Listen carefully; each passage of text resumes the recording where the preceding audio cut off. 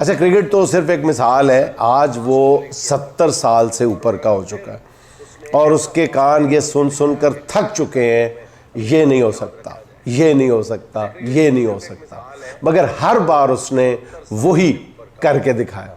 अभी कल की बात है कि उसके मुखालिफिन कहते थे कि ये 2 दिन जेल नहीं काट सकता, लेकिन उसने जिस बहादुरी से जेल काटी उसकी मिसाल नाज़रीन मैं पूरी ईमानदारी के साथ आपको बता रहा हूँ कि कम अज़ कम असरे हाजिर में करीबी दुनिया में तो नहीं मिलती, हमारे इर्द गिर्द के मुल्कों में नहीं मिलती।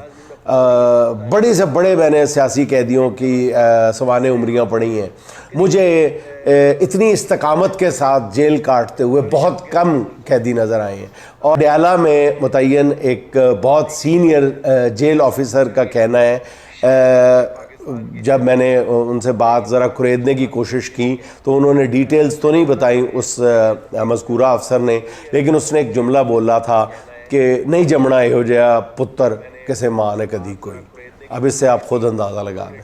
तो ख़ान के मुतालिक एक और बात यह भी है कि जिसके बारे में बहुत कम गौर किया गया है, वो ये है कि